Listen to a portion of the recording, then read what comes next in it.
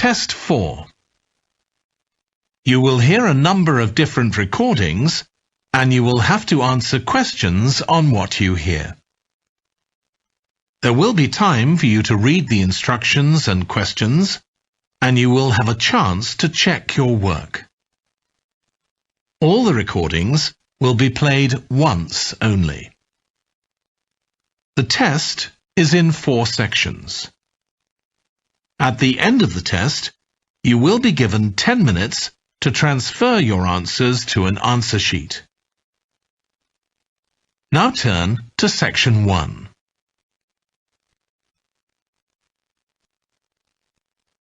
Section 1. You will hear a woman phoning a hotel about holding a party there. First, you have some time to look at questions 1 to 7.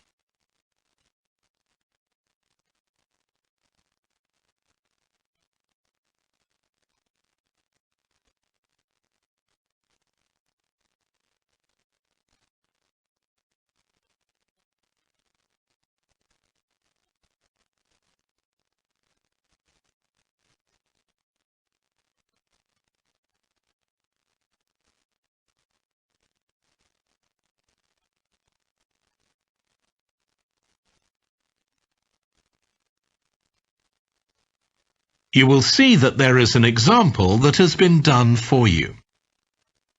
On this occasion only, the conversation relating to this will be played first. Good morning, Clare House Hotel. Andrew speaking. I'm the events manager. Andrew is the events manager. So events has been written in the space. Now we shall begin. You should answer the questions as you listen, because you will not hear the recording a second time.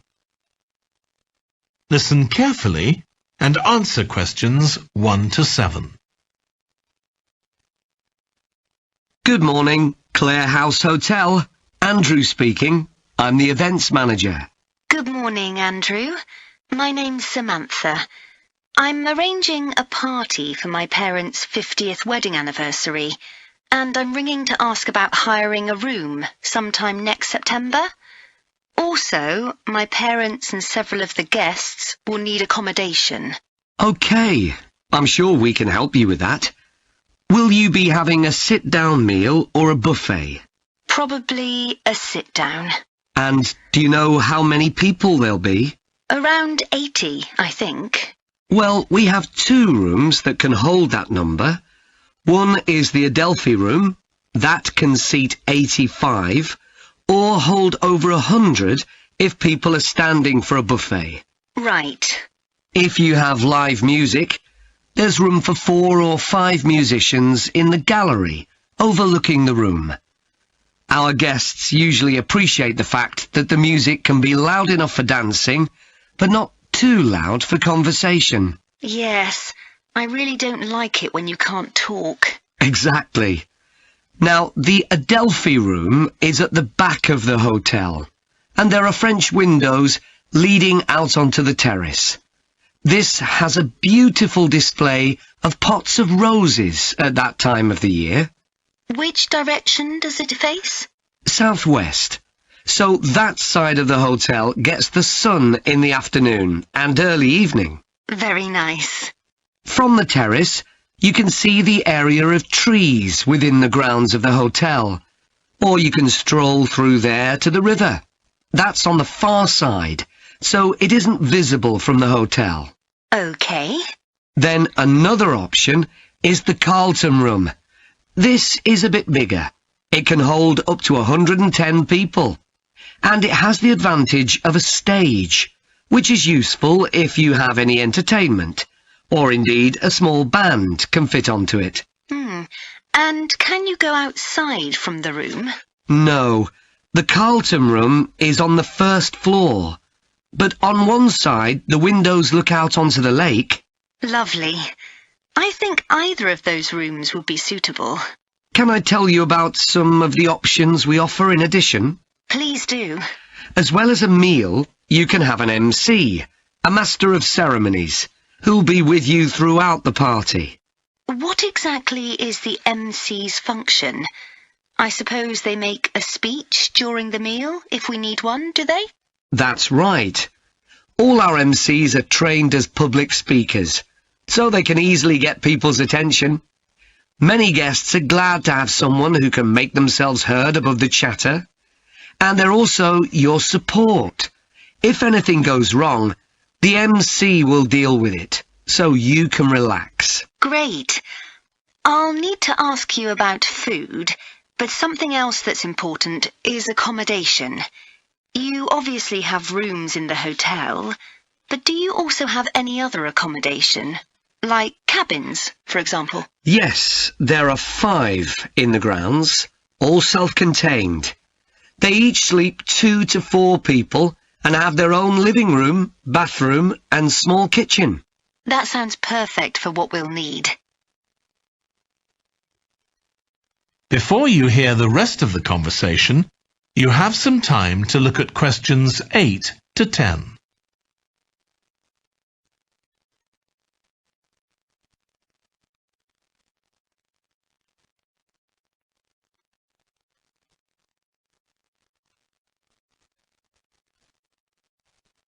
Now listen and answer questions 8 to 10. Now, you have various facilities, don't you? Are they all included in the price of hiring the room? The pool, for instance? Normally you'd be able to use it, but it'll be closed throughout September for refurbishment, I'm afraid. The gym will be available, though, at no extra charge. That's open all day from 6 in the morning until midnight. Right. And the tennis courts, but there is a small additional payment for those. We have 4 courts, and it's worth booking in advance, if you possibly can, as there can be quite a long waiting list for them. Right. Now, could we discuss the food? This would be dinner around 7 o'clock, and... That is the end of section 1. You now have half a minute to check your answers.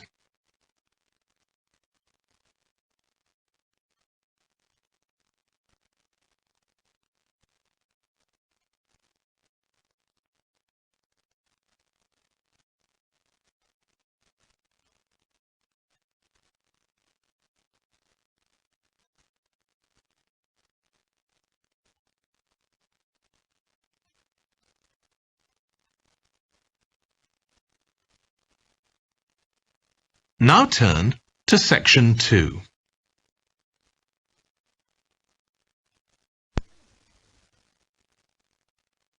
Section 2.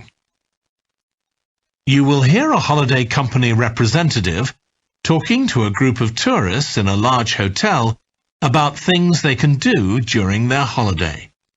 First, you have some time to look at questions 11 to 16.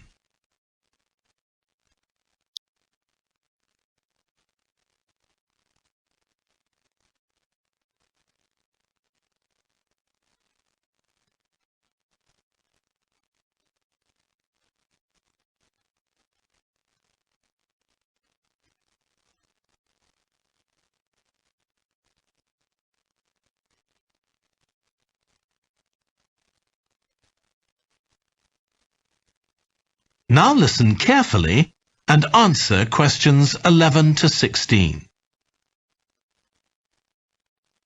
Hello everyone, I'm Jake Stevens and I'm your rep here at the hotel.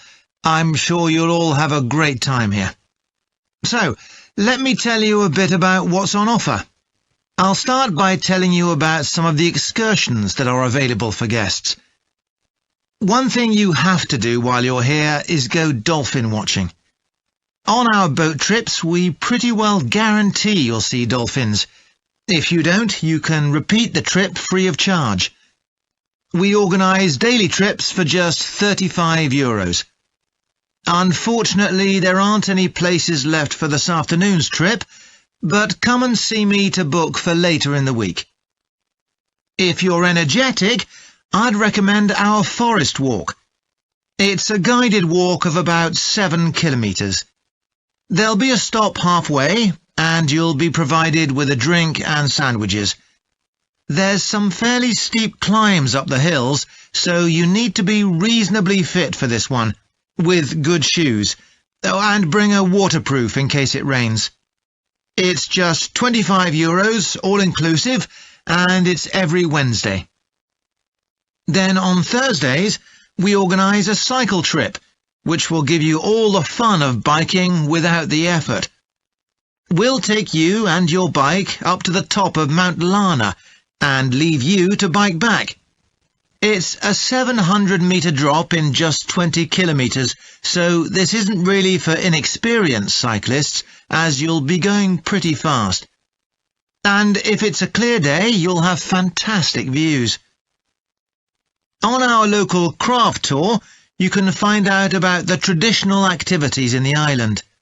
And the best thing about this trip is that it's completely free. You'll be taken to a factory where jewellery is made, and also a ceramics centre.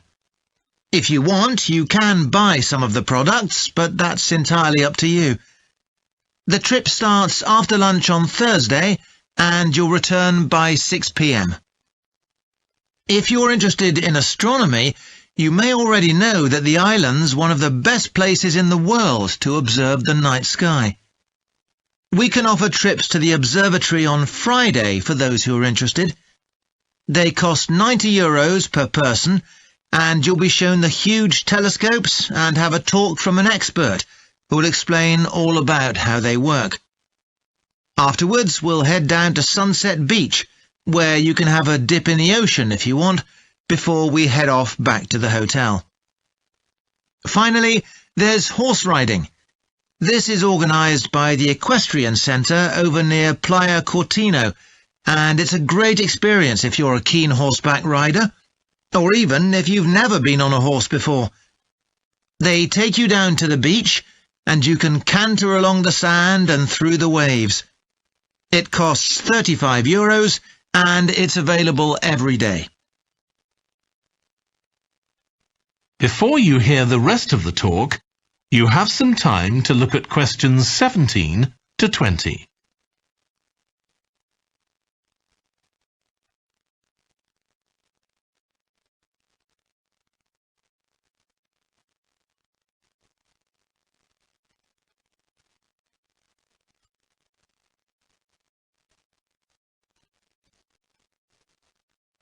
Now listen and answer questions 17 to 20.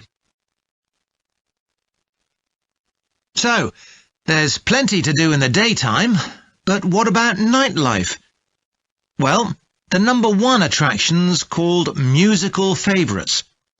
Guests enjoy a 3-course meal and unlimited free drinks, and watch a fantastic show, starting with musicals set in Paris, and then crossing the Atlantic to Las Vegas, and finally Copacabana. At the end, the cast members come down from the stage, still in their stunning costumes, and you'll have a chance to chat with them. It's hugely popular, so let me know now if you're interested, because it's no good leaving it until the last minute. It's on Friday night. Tickets are just €50 each, but for an extra €10, you can have a table right by the stage. If you'd like to go back in time, there's the Castle Feast on Saturday evening. It's held in a 12th century castle, and you eat in the great courtyard, with ladies in long gowns serving your food. You're given a whole chicken each, which you eat in the medieval way, using your hands instead of cutlery. And you're entertained by competitions where the horseback riders attempt to knock one another off their horses. Then you can watch the dancers in the ballroom and join in as well if you want. OK, so now if anyone has... That is the end of section 2. You now have half a minute to check your answers.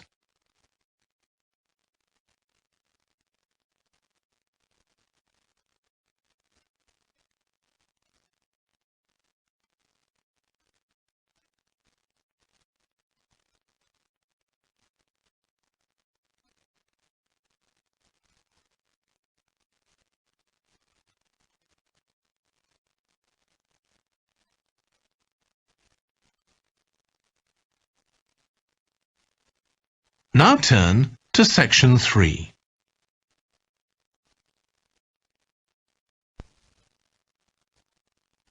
Section 3.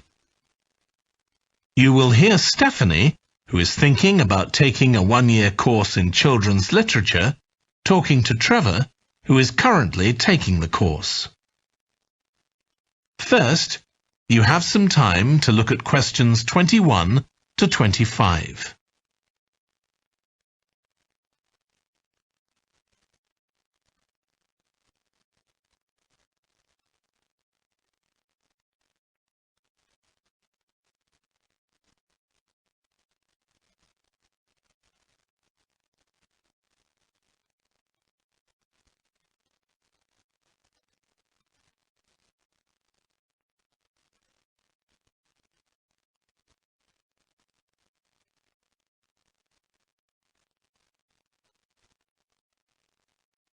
Now listen carefully and answer questions 21 to 25. Hello, Trevor. Hello, Stephanie. You said you wanted to talk about the course I'm taking on literature for children. That's right. I'm thinking of doing it next year, but I'd like to find out more about it first. OK, well, as you probably know, it's a one-year course. It's divided into 6 modules, and you have to take all of them. One of the most interesting ones, for me at least, was about the purpose of children's literature. You mean whether it should just entertain children or should be educational as well? Right, and whether the teaching should be factual, giving them information about the world, or ethical, teaching them values. What's fascinating is that the writer isn't necessarily conscious of the message they're conveying. For instance, a story might show a child who has a problem as a result of not doing what an adult has told them to do, implying that children should always obey adults. Oh, I see what you mean. That module made me realise how important stories are. They can have a significant effect on children as they grow up. Actually, it inspired me to have a go at it myself, just for my own interest. I know I can't compete with the really popular stories, like the Harry Potter books. They're very good. And even young kids like my 7-year-old niece love reading them. I'm very interested in illustrations in stories. Is that covered in the course? Yes, there's a module on pictures and how they're sometimes central to the story. That's good. I remember some frightening ones I saw as a child, and I can still see them vividly in my mind years later. Pictures can be so powerful, just as powerful as words. I've always enjoyed drawing, so that's the field I want to go into when I finish the course. I bet that module will be really helpful. I'm sure it will. We also studied comics in that module, but I'm not convinced of their value, not compared with books. One of the great things about words is that you use your imagination, but with a comic you don't have to. But children are so used to visual input on TV, video games and so on. There are plenty of kids who wouldn't even try to read a book, so I think comics can serve a really useful purpose. You mean it's better to read a comic than not to read at all? Yes, I suppose you're right. I just think it's sad when children don't read books. What about books for girls and books for boys? Does the course go into that? Yes, there's a module on it. For years, lots of stories, in English at least, assumed that boys went out and did adventurous things, and girls stayed at home and played with dolls. I was amazed how many books were targeted at just one sex or the other. Of course, this reflects society as it is when the books are written. That's true. So it sounds as though you think it's a good course. Definitely. Before you hear the rest of the discussion, you have some time to look at questions 26 to 30.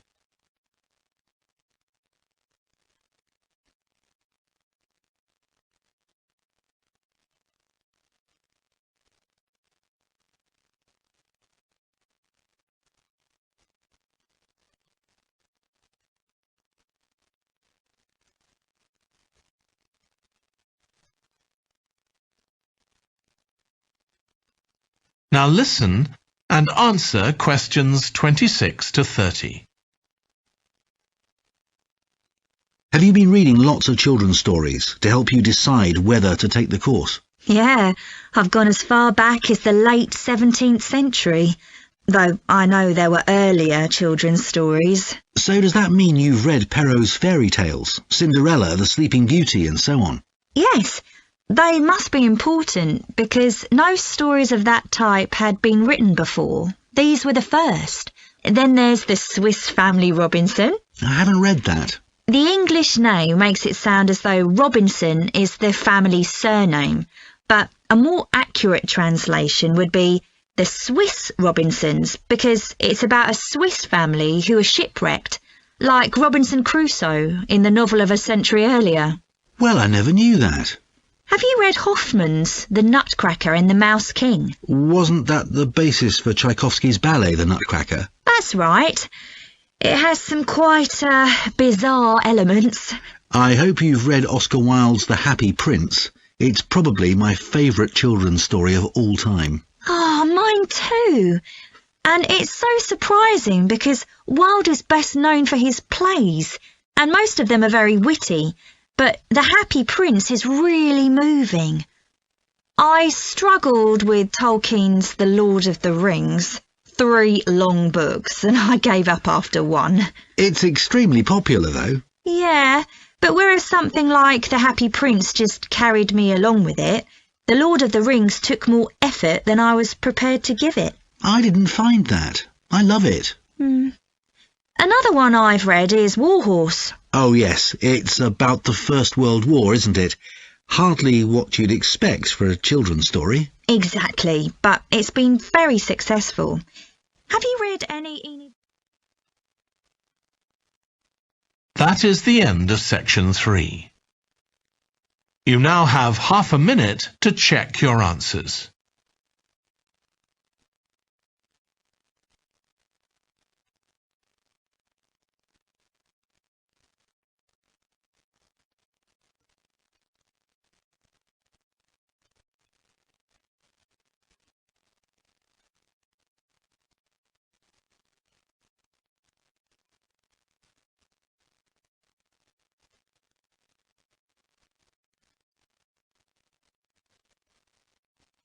Now turn to section 4.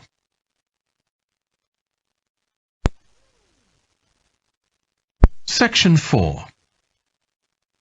You will hear part of a lecture about a branch of archaeology called marine archaeology. First, you have some time to look at questions 31 to 40.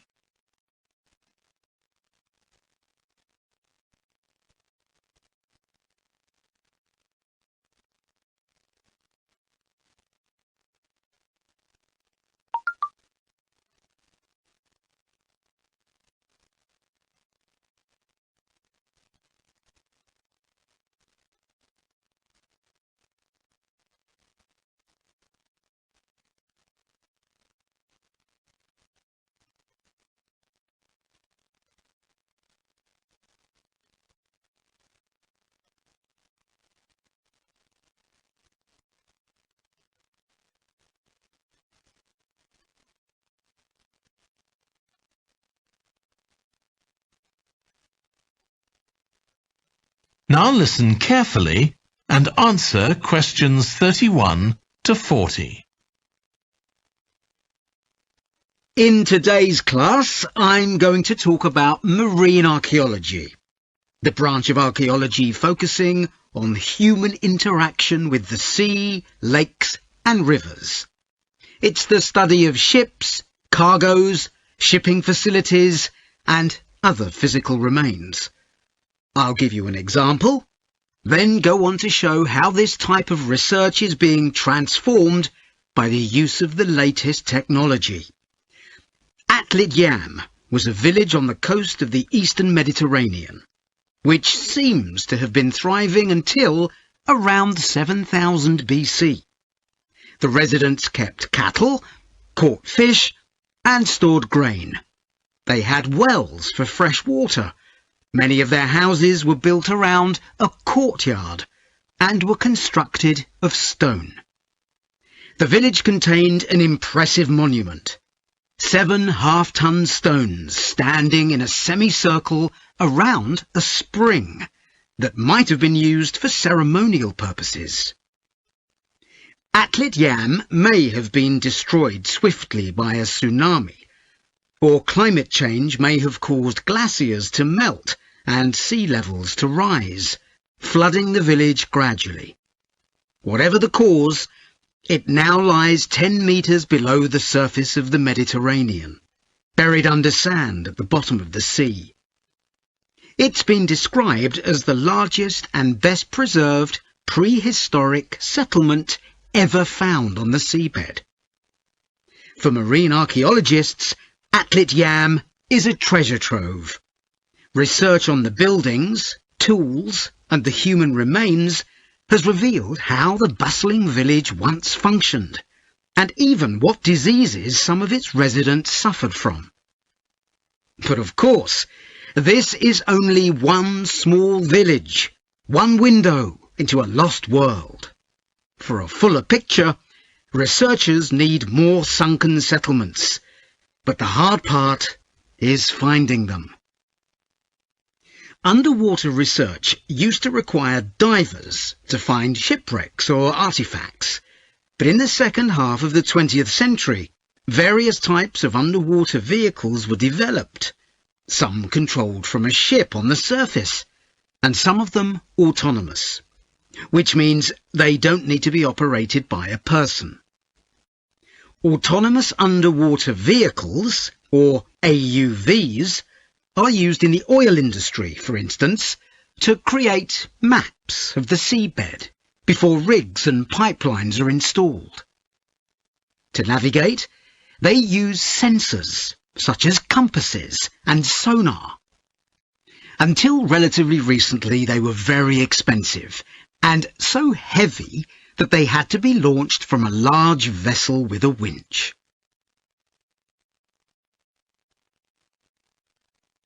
But the latest AUVs are much easier to manoeuvre.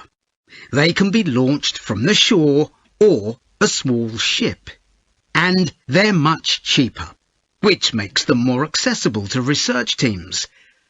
They are also very sophisticated. They can communicate with each other and, for example, work out the most efficient way to survey a site or to find particular objects on the seabed. Field tests show the approach can work. For example, in a trial in 2015, 3 AUVs searched for wrecks at Marzimemi, off the coast of Sicily. The site is the final resting place of an ancient Roman ship, which sank in the 6th century AD, while ferrying prefabricated marble elements for the construction of an early church. The AUVs mapped the area in detail, finding other ships carrying columns of the same material. Creating an internet in the sea for AUVs to communicate is no easy matter. Wi-Fi networks on land use electromagnetic waves, but in water these will only travel a few centimetres. Instead, a more complex mix of technologies is required. For short distances, AUVs can share data using light, while acoustic waves are used to communicate over long distances. But more creative solutions are also being developed, where an AUV working on the seabed offloads data to a second AUV, which then surfaces and beams the data home to the research team using a satellite. There's also a system that enables AUVs to share information from seabed scans and other data. So, if an AUV surveying the seabed finds an intriguing object, it can share the coordinates of the object, that is, its position, with a nearby AUV that carries superior cameras, and arrange for that AUV to make a closer inspection of the object. Marine archaeologists are excited about the huge potential of these AUVs for their discipline. One site where they're going to be deployed is the Gulf of Baratti off the Italian coast. In 1974, a 2,000-year-old Roman vessel was discovered here in 18 metres of water. When it sank, it was carrying medical goods in wooden or tin receptacles. Its cargo gives us insight into the treatments available all those years ago, including tablets that are thought to have been dissolved to form a cleansing liquid for the eyes. Other Roman ships went down nearby, taking their cargoes with them. Some held huge pots made of terracotta. Some were used for transporting cargoes of olive oil, and others held wine. In many cases, it's only these containers that remain, while the wooden ships have been buried under silt on the seabed. Another project that's about to be... That is the end of section 4. You now have half a minute to check your answers.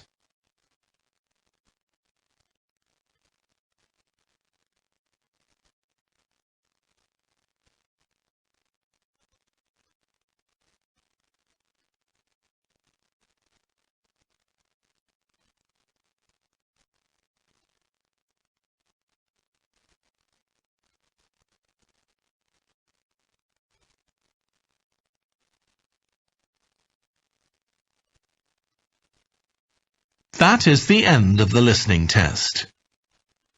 In the IELTS test, you would now have 10 minutes to transfer your answers to the answer sheet.